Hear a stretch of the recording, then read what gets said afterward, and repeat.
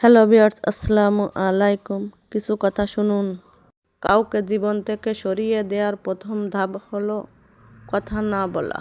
কাউকে জীবন থেকে সরিয়ে দেওয়ার দ্বিতীয় ধাপ ও লক্ষণ হলো ব্যস্ত আছি, পরে কথা বলবো।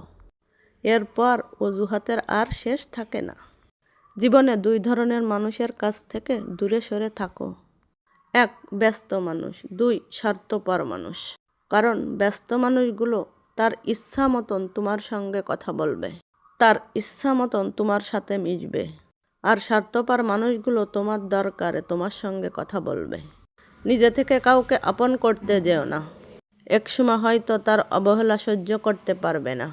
যা তুমি দেখাও তার চেয়ে তোমার বেশি থাকা উচিত। যা তুমি জানো তার থেকে তোমার কম বলা উচিত।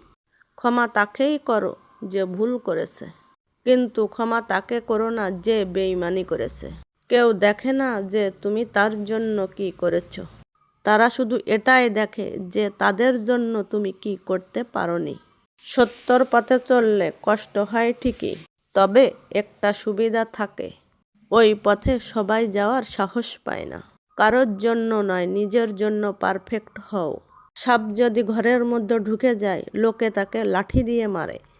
আর যদি সাপ মন্দিরে শিবলিঙ্গের উপরে মন্দিরে দেখা যায়, তাহলে দেখা যায় সাপকে সবাই পূজা করে দুধ খাওয়ায়।